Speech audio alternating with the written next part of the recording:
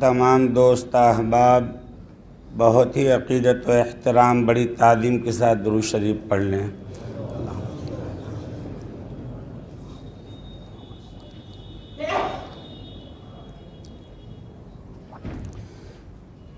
الحمد للہ کفا وسلام علی عبادہ الذین اصطفى اما بعد فأعوذ باللہ من الشیطان الرجیم بسم اللہ الرحمن الرحیم وَلِمَنْ خَافَ مَقَامَ رَبِّهِ جَنَّتَانِ وقال صاحب القبر الأعظم محمد رسول اللہ صلی اللہ علیہ وسلم۔ جب بھی آقا کا نام نامی آئے بڑی عظمت کے ساتھ صلی اللہ علیہ وسلم درود شریف پڑھیں۔ جو لوگ درود نہیں پڑھتے بڑی وعید ان کے متعلق آئی حدیث میں کہ وہ بخیل ہوتا ہے اور بخیل انسان جنت میں نہیں جائے گا۔ بہرکیف ہمیں فوراً درود پاک پڑھنا چاہیے۔ بزرگان محترم، علماء کرام، حفاظ کرام، بزرگوں اور دوستوں، چونکہ عصر کے بعد کا وقت بہت مختصر ہوتا ہے اور بہت مقبولیت کی گھڑی ہوتی ہے، مختصر وقت میں تفصیلی بیان ممکن نہیں ہے۔ بغیر کسی تمہید اور اسرار و حکم کے صرف قرآن مقدس کی آیت کا ترجمہ آپ کے سامنے پیش کیا جا رہا ہے اور کچھ اس کی تشریح جو ہے آپ کے سامنے بیان کی جائے گی۔ رب ذوالجلال خالق کائنات اللہ رب العالمین نے ارشاد فرمایا، جو مرد اور جو عورتیں اللہ تعالیٰ کے ڈر سے، اللہ کے خوف سے، گناہوں سے بچ جاتے ہیں، اللہ تعالیٰ ان کو اپنا محبوب بندہ بنا لیتے ہیں اور ان کو جو ہے 2 جنتیں عطا فرماتے ہیں۔ جنتان، ان کو 2 جنتیں عطا فرماتے ہیں۔ میرے پیارے بھائیوں، بزرگوں اور دوستوں، غور کرنے کا مقام ہے کہ یہ رمضان کا برکت والا، عظمت والا مہینہ اللہ تعالیٰ نے ہمیں متقی بنانے کے لیے فرض فرمایا ہے کہ میرے بندے متقی بن جائیں، مومن بن جائیں اور یہ جنت میں جانے کے مستحق بن جائیں۔ تو میرے پیارے بھائیوں، بزرگوں اور دوستوں، یہ رمضان کا عظمت والا مہینہ ملنے کے بعد بھی اگر کوئی شخص اور کوئی انسان متقی نہ بن سکا، مومن کا مقام حاصل نہ کر سکا، تو اس سے بڑھ کر بد نصیب کوئی ہو نہیں سکتا۔ اور ہم یہ سمجھتے ہیں کہ ہم متقی بن جائیں گے کثرت عبادت سے، نمازوں کا اہتمام ہے، چاشت ہے، اشراق، اوابین، تلاوت کلام اللہ، تسبیحات۔ میرے پیارو، عبادت کی کثرت سے دنیا میں کوئی انسان متقی نہ بنا ہے نہ بن سکتا ہے۔ اگر ہمیں متقی بننا ہوگا تو متقی بننے کے لیے ہمیں گناہوں کو چھوڑنا ہوگا۔ اگر ہم گناہ کو نہیں چھوڑیں گے تو ہماری عبادتیں ہمارے لیے نجات کا ذریعہ نہیں بن سکتی۔ میرے پیارے بھائیوں، بزرگوں اور دوستوں، وقتوں کی بہت مختصر ہے، میں آپ کو بتاؤں کہ مدینہ منورہ کے اندر امام مالک رحمۃ اللہ علیہ کا زمانہ تھا۔ ایک خاتون بہت ہی زیادہ عبادت گزار، تہجد گزار، تلاوت کا اہتمام، تمام نوافل کا اہتمام، اور اس کے ساتھ ساتھ ایک بہت اونچا عمل نیک اس کا یہ تھا کہ جب عورتوں کا انتقال ہو جاتا تھا تو غسل میت بھی دیا کرتی تھی۔ میرے پیارے بھائیوں، بزرگوں اور دوستوں، ایک مرتبہ بالکل مختصر طور پر، چونکہ وقت مختصر ہے، ایک مرتبہ ایک عورت کا انتقال ہوا تو غسل دینے کے لیے دستانہ کہیں سل کر بنا لیا جاتا ہے، کہیں کپڑا ہاتھ میں لپیٹ کر کے وہ پوشیدہ جگہ جو ہوتی ہے میت کی، مرد کی ہو چاہے عورت کی، اس کو مل مل کر کے دھویا جاتا ہے، گندگی صاف کی جاتی ہے۔ اور دوسری گھر کی عورتیں جو ہوتی ہیں وہ تو کوئی پانی دے رہی ہے، کوئی کروٹ دلانے میں میت کو، کفن پہنانے میں ہیلپ کرتی ہیں، مدد کرتی ہیں، لیکن میرے پیارے بھائیوں، بزرگوں اور دوستوں، وہ خاتون عورت عبادت گزار، تہجد گزار، اس کے بغل میں اس کی سہیلیاں تھیں 2-4، تو گھر والوں سے تو نہیں کہہ سکتی تھی، ان سہیلیوں سے اس نے کہا چپکے سے، اپنی سہیلیوں سے کہ ارے تمہیں پتہ بھی ہے یہ عورت جس کو تم غسل دے رہی ہو، اس عورت کا فلانے مرد سے ناجائز تعلق تھا۔ میرے پیارے بھائیوں، بزرگوں اور دوستوں، اللہ کی پکڑ، اللہ کا عذاب فوراً ظاہر ہو گیا۔ اتنا کہنا تھا کہ اس عورت کا ہاتھ میت کی ران سے چپک گیا۔ اب جنازے کا وقت ہو چکا تھا، اب چونکہ ہاتھ اندر کپڑے کے نیچے تھا، ہوتا ہے کپڑے کے نیچے اور ملا جاتا ہے، تو کچھ بولتی نہیں، بس روئے جا رہی تھی، بلک بلک کے رو رہی تھی۔ پھر مرد حضرات جب تقاضا کرنے لگے کہ میت حوالے کریے، وقت ہو چکا، تاخیر ہو رہی، پھر عورتوں نے کہا کہ ہٹو ہٹو، رونا بند کرو، ہم غسل دیتے ہیں، مکمل کرتے ہیں کام۔ پھر وہ کہتی ہے روتے ہوئے کہ میرا ہاتھ میت کی ران سے چپک گیا، میں کتنے ہی کھینچتی ہوں، میرا ہاتھ میت کی ران سے جدا نہیں ہوتا۔ میرے پیارے بھائیوں، بزرگوں اور دوستوں، اب آپس میں اہل میت کے گھر والوں میں اور جو غسل دینے والی عورت تھی اس کے گھر والوں میں آپس میں تکرار ہوئی۔ غسل دینے والی عورت کے رشتہ داروں نے کہا کہ بھئی یہ میت کا تو انتقال ہو گیا، اب تو انتقال ہو گیا، اس کا تھوڑا سا ران سے گوشت کاٹ کر کے اس کا ہاتھ الگ کر دیا جائے، یہ بچ جائے گی۔ تو میت والوں نے کہا کہ ہم اپنی میت کی بے حرمتی، بے ادبی نہیں ہونے دیں گے، اسی کا ہاتھ کاٹ دیا جائے، اسی کا ہاتھ چپکا ہے میت سے۔ بہرکیف پھر کچھ عورتوں نے، جوان لڑکیوں نے ایک طرف سے میت جب کھینچ رہی ہیں تو ساتھ ساتھ میت بھی آ رہی ہے، تو دونوں کچھ عورتوں نے میت کو پکڑا، کچھ ادھر اس عورت غسل دینے والی کو، اور کھینچنا شروع کیا۔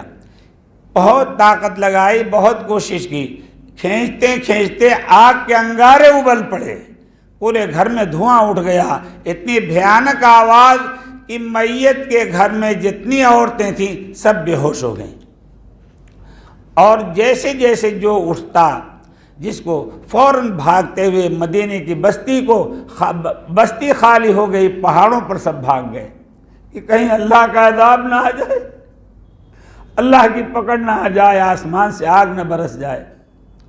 میرے پیارے بھائیوں، بزرگوں اور دوستوں، مرد حضرات بھی خوف و ہراس کی وجہ سے اپنے گھروں کو چھوڑ کر پہاڑوں پر نکل پڑے۔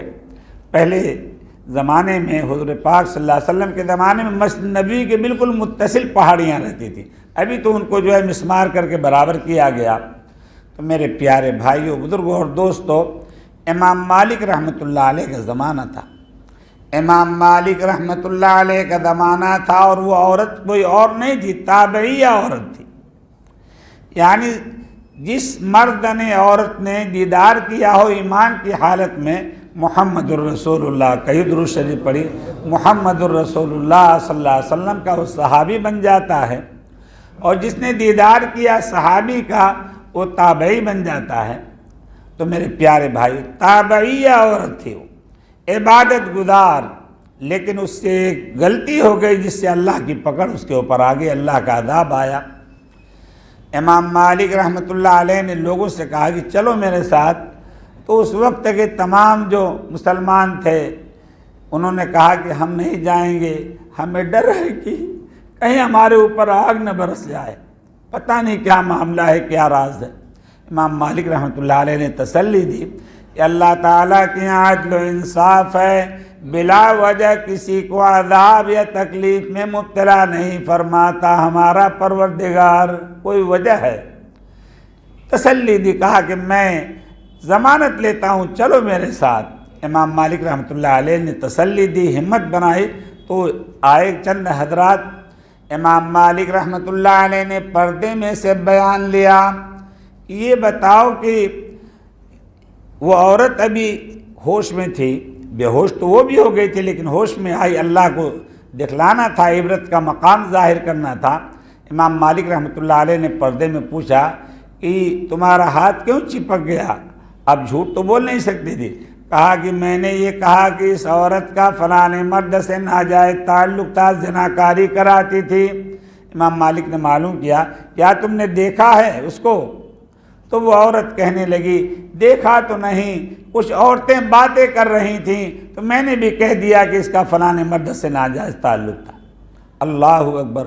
قرآن میں آپ دیکھیے قرآن کیا بیان کرتا ہے، والذین یرمون المحصنات ثم لم یأتوا بأربعۃ شہداء فاجلدوہم 80 جلدہ۔ جو مرد عورت پر تہمت لگائے یا عورت مرد پر تہمت لگائے، 4 گواہ اگر نہ پیش کر سکے تو ان کو 80 کوڑے لگائے جائیں گے۔ اگر اسلامی حکومت ہو، 1 گواہ 2 گواہ 3 گواہ بھی پیش کریں گے معتبر نہیں، 80 کوڑے لگائے جائیں گے۔ 4 گواہ پیش کر دیے، پھر اس کے بھی بہت ساری شرائط ہیں، لیکن وہاں تو کوئی گواہ تھا ہی نہیں، دیکھا بھی نہیں تھا اس نے۔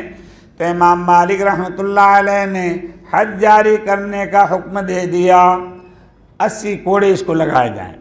وہ غسل دینے والی تابعی عورت، عبادت گزار، اللہ اکبر! اب کوڑے لگنا شروع ہو گئے، 1 سے لے کر 70 70 تک، اور پھر 70 سے اوپر بھی 71 72 79 تک اس کا ہاتھ میت کی ران سے چپکا رہا۔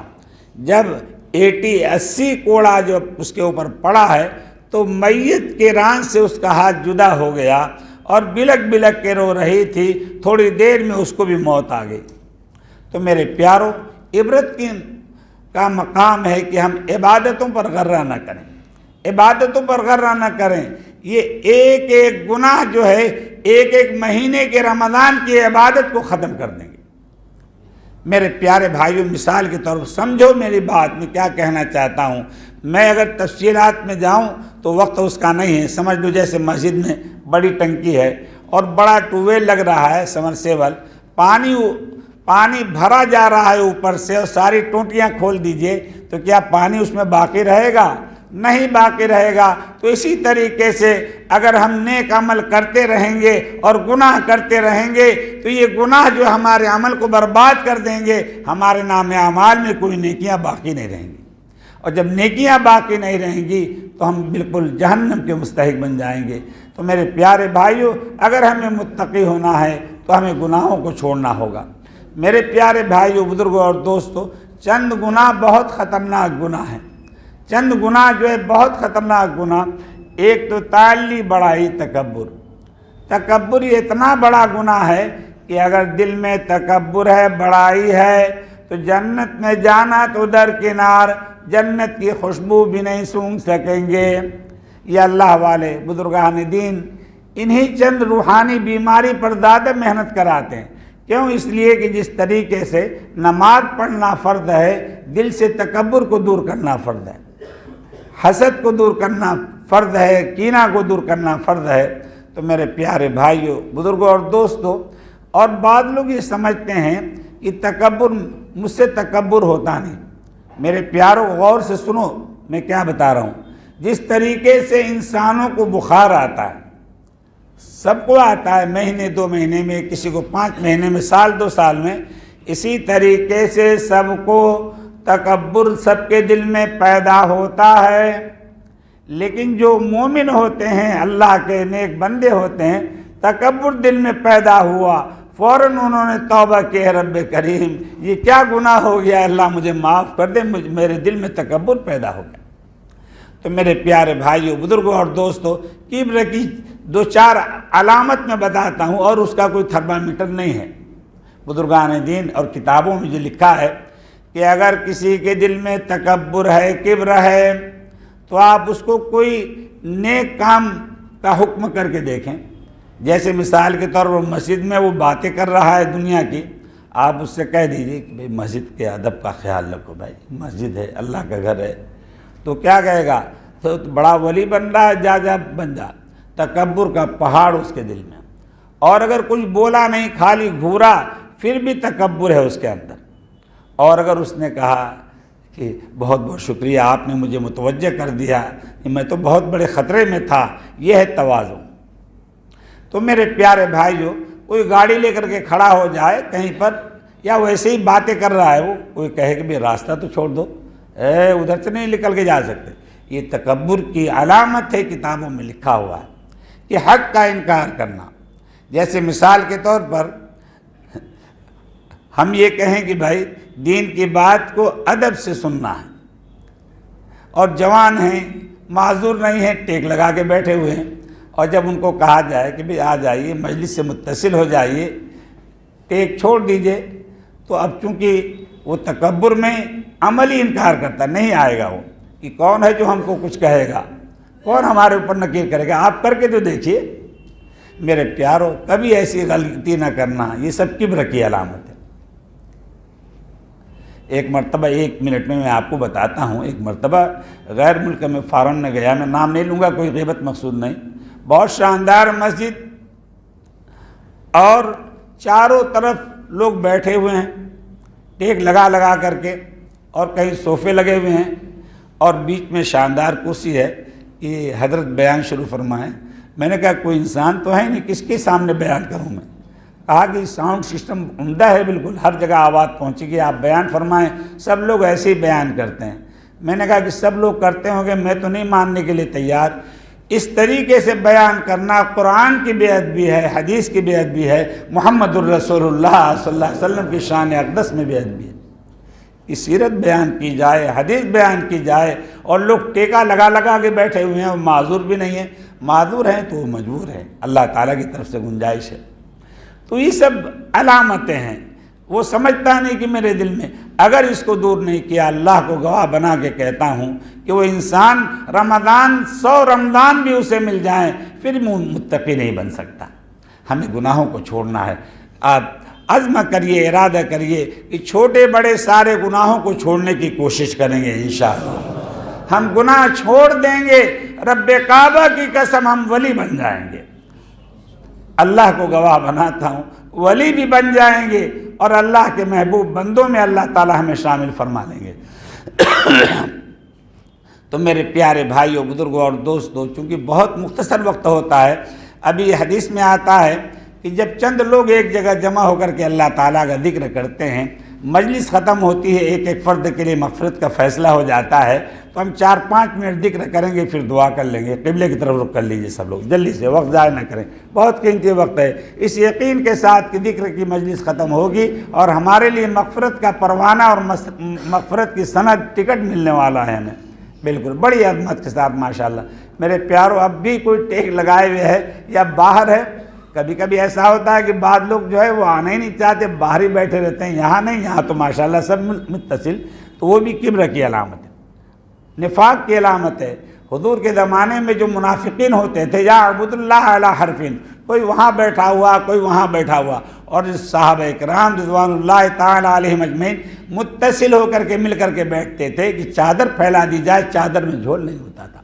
ماشاءاللہ دیکھیے، یہ وہ وہی ذکر ہے جو سیدنا حضرت شیخ عبدالقادر جیلانی رحمۃ اللہ علیہ، حضرت خواجہ معین الدین چشتی رحمۃ اللہ علیہ، حضرت مولانا قاسم نانوتی رحمۃ اللہ علیہ، حضرت حاجی امداد اللہ مہاجر مکی رحمۃ اللہ علیہ، حضرت مولانا الیاس صاحب رحمۃ اللہ علیہ، حضرت شہید زکریہ رحمۃ اللہ علیہ، والد مرحوم محدث اعظم مولانا عبدالجبار صاحب رحمۃ اللہ علیہ، بہت بڑے محدث گزرے ہیں. 55 سال بخاری شریف کا درس دیا، عرصے تک ڈابیل میں شیخ الحدیث رہے. مولانا عبداللہ کاپدرا وغیرہ یہ سب ہمارے والد صاحب کے شاگردوں میں سے. والد صاحب رحمۃ اللہ علیہ کان رجلا بکاہن، بڑے رونے والے تھے. میرے پیاروں، میں بھی گجراتی ہوں، میری بھی پیدائش والد صاحب یہاں پڑھاتے تھے گجرات میں، تو یہاں پہ عرصے تک پڑھایا ڈابیل میں. پھر فتنہ ارتداد اٹھ گیا ضلع کھیڑا کے اندر، احمد آباد اور بڑودہ کے پاس، اور وہاں پہ باطل فرقوں نے، عیسائیوں نے تھوڑے تھوڑے لالچ میں جو ہے لوگوں کو مرتد کرنا شروع کیا. اور ہم لوگ اتنے ناواقف ہیں، بیوقوف ہیں کہ چند کوڑیوں میں ایمان کو بیچ دیتے ہیں. لیکن الحمدللہ اب تو وہ دور نہیں ہے، علماء کی سرپرستی حاصل ہے، بڑی بڑی لالچ کو بھی جو ہے پیر کی ٹھوکر میں ہم لے لیں گے۔ لیکن میرے پیارے بھائیو، اس وقت کیا تھا کہ روزانہ 1 لیٹر دودھ دیتے تھے وہ، مہینے میں جو ہے وظیفہ متعین تھا عیسائیوں کی طرف سے، بہت بڑا زور تھا عیسائیوں کا، اور پھر 6 مہینے میں وہ کچھ کپڑا بنا کر دیتے تھے، کبھی یہ گاؤں مرتد ہو رہا ہے، کبھی وہ گاؤں مرتد ہو رہا ہے، ارتداد پھیلتا چلا گیا۔ والد مرحوم نور اللہ مرقدہ کو حضرت شیخ زکریا رحمۃ اللہ علیہ نے تار بھیجا، سیل فون موبائل کا زمانہ نہیں تھا، کہ عبدالجبار چلے آؤ، چھوڑ دو بخاری پڑھانے کا وقت اب نہیں، اب لوگوں کا ایمان خطرے میں ہے، لوگوں کا ایمان بچاؤ، محنت کرو، ان کو سمجھاؤ۔ ان کو کیا شبہ پیدا ہوا؟ والد صاحب رحمۃ اللہ علیہ سواریاں، طیارے سیارے، کاریں تو ہوتی نہیں تھیں، مالداروں کے پاس بھی یہی ارے سائیکل ہوتی تھی، موٹر سائیکل بھی نہیں ہوتی تھی، اتنی غربت کا زمانہ تھا وہ۔ تو میرے پیارے بھائیوں، بزرگوں اور دوستوں، والد صاحب رحمۃ اللہ علیہ پیدل چل کر کے گاؤں دیہات میں لوگوں کو سمجھایا ان کو، تو الحمدللہ 3 سال کی مدت میں 10 لاکھ مسلمان جو مرتد ہو گئے تھے، دوبارہ وہ اسلام میں واپس آئے الحمدللہ۔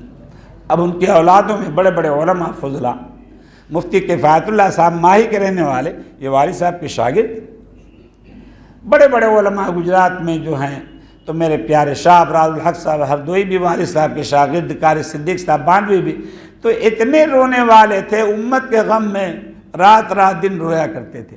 یہ پورے گجرات کے اندر جو دعوت و تبلیغ کا کام یہ عام ہوا ہے، حضرت مولانا یوسف صاحب رحمۃ اللہ علیہ کو والد صاحب رحمۃ اللہ علیہ نے ہر جگہ تعارف کرایا، دعوت کے کام کو تو کوئی جانتا نہیں تھا۔ مراد آباد کے اندر جب شیخ الحدیث بن کر کے گئے ہیں والد صاحب رحمۃ اللہ علیہ، کل 21-22 آدمی دعوت کے کام سے جڑے ہوئے تھے، اب الحمدللہ جو ہے 600 مساجد میں دعوت کا کام ہو رہا ہے، بدعت کا غلبہ تھا۔ تو پورے گجرات کے اندر حضرت شیخ زکریا رحمۃ اللہ علیہ کو والد صاحب رحمۃ اللہ علیہ میں گشت میں لے کر کے گئے تھے۔ جب استاد شاگرد جو ہے باصلاحیت ہوتا ہے، صاحب تقویٰ ہوتا ہے، تو استاد کو شاگرد کی بات ماننی پڑتی ہے۔ بعض علماء مانوس نہیں تھے کام سے، والد صاحب رحمۃ اللہ علیہ کو مولانا یوسف صاحب نے کہا کہ زکریا سے میری زیادہ بے تکلفی نہیں ہے، میں تو ان کی بات نقل کر رہا ہوں، اس کو بے ادبی نہ سمجھنا۔ مولانا یوسف صاحب رحمۃ اللہ علیہ کہ زکریا سے میری زیادہ وہ بے تکلفی نہیں ہے، تم فلاں علماء جو ہیں ابھی کام سے مانوس نہیں ہیں، ان کو ان کے پاس لے کے جاؤ۔ تو حضرت شیخ زکریا رحمۃ اللہ علیہ کو والد صاحب نے آمادہ کیا کہ حضرت چلے بہت بڑا نفع ہوگا دین کا، لے کر کے گئے الحمدللہ۔ اب جو ہے ان کی اعتراض میں زبان چلتی تھی، اب زبان بند ہو گئی، اور پھر اس کے بعد کام کی تائید بھی ہونے لگی ماشاءاللہ۔ تو والد صاحب رحمۃ اللہ علیہ کان رجلا بکان، پورے گجرات میں بڑی خدمات ان کی الحمدللہ۔ تو میرے پیارے بھائیوں، یہی وقت ہے فتنے کے زمانے میں ہم اپنے ایمان کی بھی حفاظت کریں، دوسرے مسلمان بھائیوں کے بھی ایمان کی فکر کریں۔ اگر ہم نے فکر نہیں کی اور ہم صرف مومن بنے رہے تو میرے پیارو اللہ کے ہاں سوال ہوگا، اللہ کے ہاں پکڑ ہوگی۔ اللہ تعالیٰ فتنوں سے ہماری ایمان کی، اللہ تعالیٰ ہمیں ایمان پر ثابت قدمی نصیب فرمائے۔ تو میرے پیارے بھائیوں، اب ذکر کر لیجئے، دیکھیے فتنے کا علاج اللہ کا ذکر ہے۔ فتنے کا، بلاؤں کا، مصیبتوں کا، بیماریوں کا وقت نہیں ہے، اشارے میں انشاءاللہ بتا دوں گا کہ انبیاء کے اوپر بھی جب حالات آئے، جب پریشانیاں، مسائب، مصیبتوں میں گرفتار ہو گئے تو انہوں نے اللہ کا ذکر کیا، تو اللہ تعالیٰ نے ان کو مصیبتوں سے نجات عطا فرما دی۔ اب وقت نہیں ہے کہ میں بتاؤں، فوراً وقت پورا ہو جائے گا، ہمیں فوراً ذکر کرنا ہے، اور ہمیں سب مل کر کے توبہ بھی کرنی ہے۔ توبہ کریں گے، توبہ سے کیا ہوتا ہے، مومن جو ہے ایک لمحے میں ولایت کا مقام حاصل کر لیتا ہے، پوری زندگی کے گناہ اس کے معاف ہو جاتے ہیں، اسی وقت معاف ہو جائیں گے۔ اور اگر توبہ نہیں کی ہم نے پوری زندگی، شیطان ہمیں صرف توبہ سے روکتا ہے، ایک تو اللہ کے خوف سے رونے سے روکتا ہے، اور توبہ سے خاص طور سے روکتا ہے۔ جلدی سے ذکر کر لیجئے مختصر انشاءاللہ، یہ بتی تھوڑا کم کر دیجئے اگر ہو سکے تو، تاکہ لوگوں کا دل لگے، اور اللہ کے ذکر میں شرمانا نہیں ہے بھائی، جلدی سے پورا کر لیجئے۔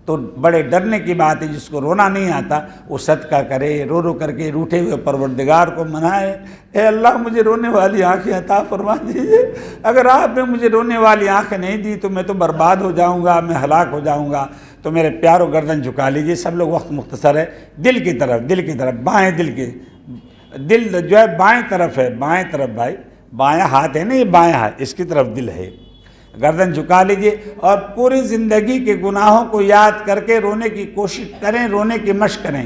ہر انسان یہ سمجھے کہ سب سے بڑا گناہگار میں ہوں، سب سے بڑا اللہ کا نافرمان میں ہوں۔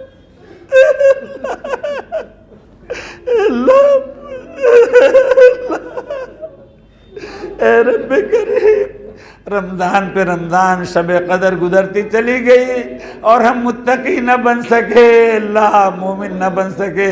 ہم سے بڑھ کر بد نصیب کون ہو سکتا ہے؟ اللہ ہمیں معاف فرما دے۔ اللہ مقبولیت کی گھڑی ہے، افطار کا وقت ہے، اے اللہ اگر آپ نے معاف کر دیا، آپ سے کون پوچھنے والا ہے؟ آپ کا کچھ بگڑنے والا نہیں، ہم کمزوروں کا کام بن جائے گا، اے اللہ مغفرت کا فیصلہ ہو جائے گا، اللہ معاف فرما دیجیے۔ گناہوں کے سمندر میں ڈوب رہے ہیں، رب کریم رحمت کی رسی ڈال کر نکال لیجئے۔ اللہ کے نام کی ضرب لگاؤں گا میں آپ لوگوں کے دل پر علاجن، تاکہ رونا آ جائے، نرمی پیدا ہو۔ اللہ اللہ الہامی اشعار جلدی سے اس کے معنی کی طرف توجہ کر کے رونے کی کوشش کریں بھائی، رونے کی۔ ماشاءاللہ کس سے مانگیں کہاں جائیں، کس سے کہیں اور بندوں کا حاجت روا کون ہے؟ کون مقبول ہے کون مردود ہے، بے خبر کیا خبر تجھ کو کیا کون ہے؟ کون جانتا ہے اللہ تعالیٰ کے دربار سے کون نکالا گیا، بھگایا گیا، دردرایا گیا؟ پتہ نہیں ہمارا شمار کن لوگوں میں سے ہے۔ اگر دردرائے جانے والوں میں اگر ہمارا شمار ہو گیا ہم تو ہلاک ہو جائیں گے۔ اللہ اے رب کریم اپنے دربار سے نکالے جانے والوں میں ہمارا شمار نہ فرمانا۔ اللہ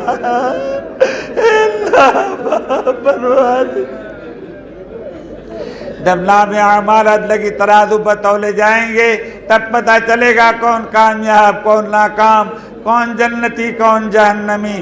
جب تلیں گے عمل سب کے میزان پر تب کھلے گا کہ کھوٹا کھرا کون ہے۔ سب کا داتا ہے تو، سب کو دیتا ہے تو، اور تیرے بندوں کا تیرے سوا کون ہے؟ اللہ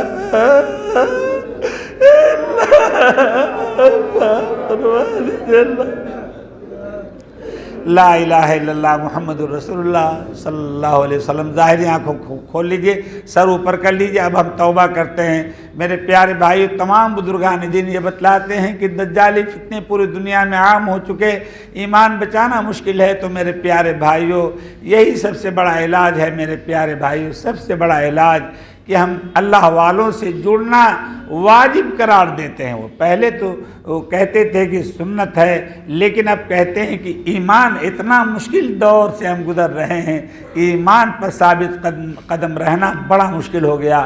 تو کسی اللہ والے سے اگر جو لوگ جڑے ہوئے ہیں ماشاءاللہ، تو والد صاحب رحمۃ اللہ علیہ کی خانقاہ دارالعلوم کنتھاریہ میں والد صاحب رحمۃ اللہ علیہ نے خانقاہ قائم کی، اور پہلے ہی سال 3000 سے زیادہ جو ہے معتکفین نے اعتکاف فرمایا۔ ابھی حضرت مولانا قمر الزمان صاحب دامت برکاتہم اس خانقاہ کو جو ہے دیکھ رہے ہیں، سنبھال رہے ہیں۔ اللہ تعالی حضرت کے سایہ رحمت کو دیر تک ہمارے سروں پر قائم دائم فرمائے۔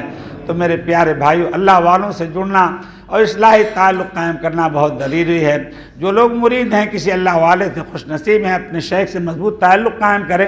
جو ابھی تک مرید نہیں ہوئے، مرید ہونے کے ہزاروں فائدے ہیں، ان کو پہلی فرصت میں مرید ہو جانا چاہیے۔ اگر شیخ کا انتقال ہو گیا پھر بھی ان کو مرید ہو جانا چاہیے۔ جیسے الحمدللہ میں مرید ہوا حضرت حضرت شیخ زکریا رحمۃ اللہ علیہ سے حضرت شیخ زکریا رحمۃ اللہ علیہ نے فرمایا کہ عبدالجبار والد صاحب کو کہ تم کو تربیت کرنی ہے، والد صاحب رحمۃ اللہ علیہ نے تربیت فرمائی، سرپرستی فرمائی۔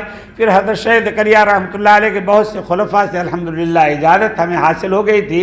پھر اس کے بعد اور بھی بہت سے اکابر سینکڑوں بزرگوں سے اجازت الحمدللہ ملی، لیکن ہم نے سوچا کہ سب اللہ کی رحمت میں چلے گئے تو بغیر سرپرستی کے رہنا بڑا مشکل ہے، تو ہم نے جو ہے ارادت کا تعلق قائم کیا پیر ذوالفقار صاحب نقشبندی دامت برکاتہم سے، تو انہوں نے بھی ہمیں اجازت مدینہ منورہ میں مرحمت فرما دی اور وعدہ لیا کہ دیکھو گاؤں گاؤں دیہات دیہات جا کر کے اللہ کے بندوں کو اللہ کا ذکر سکھانا، یہی جو ہے ایمان کی ثابت قدمی کی جو ہے دلیل ہے۔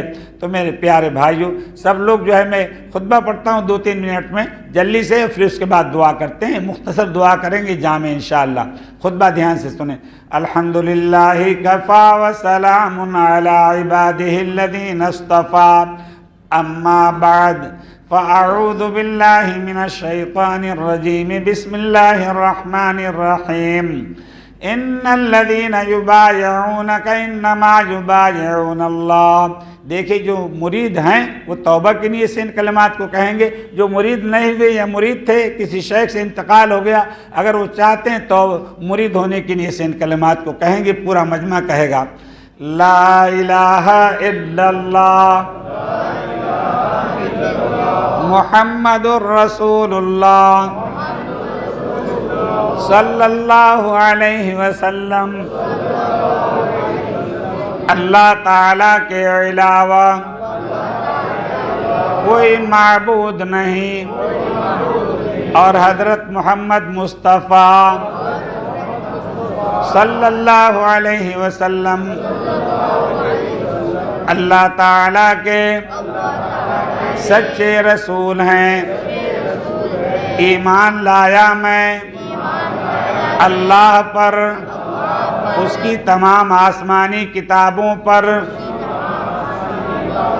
اللہ تعالیٰ کے تمام نبیوں اور رسولوں پر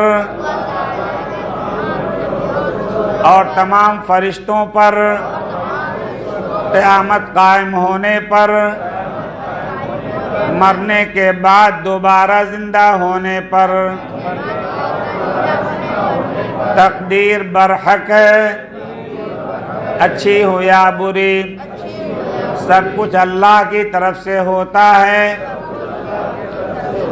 کوئی لفظ اگر یہاں تک چھوٹ گیا تو ان کے مرید ہونے میں کوئی فرق نہیں پڑے گا، سمجھ میں آ رہی ہے؟ آگے دھیان سے زبان سے ادا کریے۔ توبہ کی میں نے کفر سے، شرک سے، بدعت سے، چوری سے، زناکاری سے، کسی پر بہتان باندھنے سے، کسی کا ناحق مال کھانے سے، اور چھوٹے بڑے تمام گناہوں سے عہد کیا میں نے انشاءاللہ آئندہ کوئی گناہ نہیں کروں گا، اور اگر ہو جائے گا فوراً توبہ کر لوں گا۔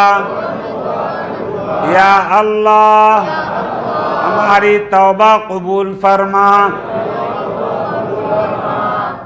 بیعت کی میں نے، مرید ہوا میں، چاروں سلسلے میں، چاروں سلسلوں کے تمام بزرگان دین کے واسطے سے، حبیب الرحمن کے ہاتھ پر۔ یا اللہ ہمارے مرید ہونے کو قبول فرما۔ درود شریف پڑھ لیجئے، اللہم صلی اللہ علیہ وسلم۔ معمولات کا پرچہ جو ہے، جنہوں نے بیت کے کلمات کہیں مرید ہونے کے نیت سے، وہ حدیث کے اعمال ہیں، وہ ہمارے رفقا ہیں، وہ نعیم وغیرہ جو ہے، جو ہمارے سہل سہیل، ان سے جو ہے آپ لے لیجئے، اردو میں، ہندی میں، انگلش میں، جس زبان میں، پورا پرچہ کارڈ کے اوپر جو لکھا ہوا ہے وہ سب ایک ساتھ آپ کو نہیں کرنا ہے، صرف 10 منٹ صبح، 10 منٹ شام جو ہے تھوڑا تھوڑا آپ ذکر کر لیا کریں، 33 مرتبہ۔ کچھ دعائیں لکھی ہوئی ہیں تو اور پھر نمازوں کا اہتمام ہے، تہجد، اشراق، چاشت، اس کی پابندی اور قرآن کی تلاوت، صرف 10 منٹ صبح 10 منٹ شام، اور گناہوں سے بچنا ہے۔ انشاءاللہ اسی سے آپ کو ولایت کا مقام حاصل ہو جائے گا۔ پھر آگے آپ بڑھ کر کے کچھ معلوم کرنا چاہیں، دن میں 10 اور 12 کے درمیان 58 نمبر آخر میں ہے، وہ میرا اپنا نمبر ہے۔ آپ 2.5-3 مہینے میں ایک کال کر سکتے ہیں۔ بہت زیادہ کال کریں گے تو کسی سے بات نہیں ہوگی، ہمیشہ انگیز رہے گا۔ تو بہرکیف وہ کارڈ اپنے پاس رکھیے، اب بات کرنا ہو بات بھی کر سکتے ہیں۔ انشاءاللہ بد دعا کر لیجیے پوری امت کے لیے، مختصر دعا۔ اللہم صلی علی سیدنا و مولانا محمد وعلی آل سیدنا و مولانا محمد وبارک وسلم۔ الہ العالمین اپنے فضل و کرم سے ہماری تمام دوست احباب، اے اللہ یہ تیرے محبوب بندے، اے اللہ جن کو ولی بنانے کے لیے، مغفرت کے لیے اللہ آپ نے یہاں جمع فرمایا ہے، آپ کا وعدہ سچا ہے، آپ وعدہ خلافی نہیں فرماتے۔ اے اللہ جب انہوں نے توبہ کی ہے، اے اللہ ان کی توبہ قبول فرما، زندگی کے چھوٹے بڑے تمام گناہوں کو معاف فرما۔ اے اللہ آئندہ گناہوں سے حفاظت فرما۔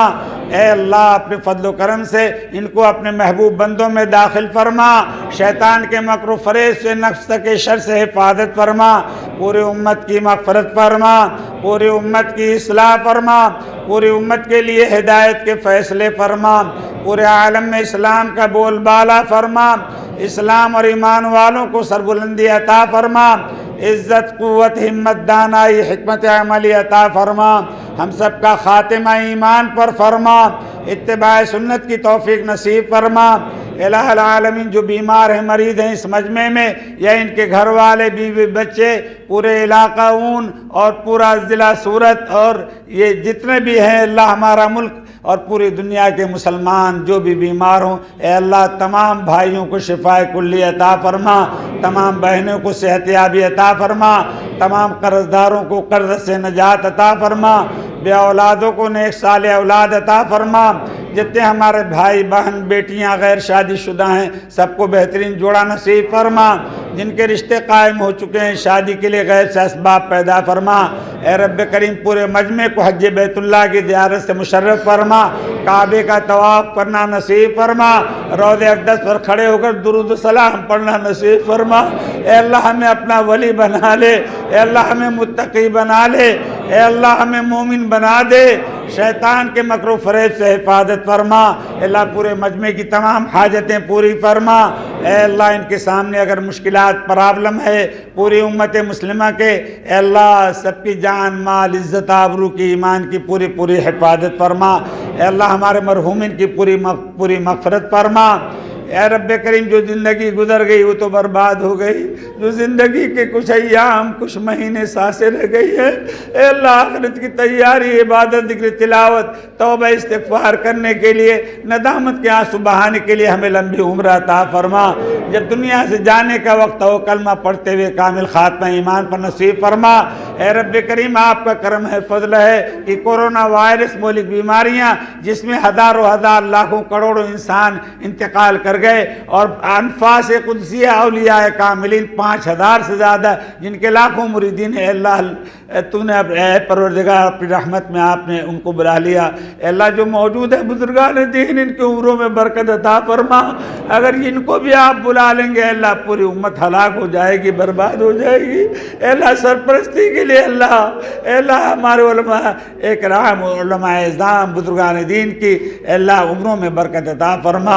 اے اللہ جو دعائیں مانگنے سے رہ گئی بھی مانگے ہمیں عطا فرما، جو رمضان کے ایام گزر گئے، جو ہم سے کوتاہیاں ہوئی، گناہ ہوئے، اے اللہ معاف فرما دے، اور بقیہ ایام جو رہ گئے ہیں اے اللہ اس میں خوب عبادت، ذکر، تلاوت، توبہ، استغفار اور دل سے تعلی کو دور کرنے کے لیے، تکبر کو دور کرنے کے لیے، غیبت، شکایت سے بچنے کے لیے اے اللہ ہماری مدد فرما دے، توفیق عطا فرما۔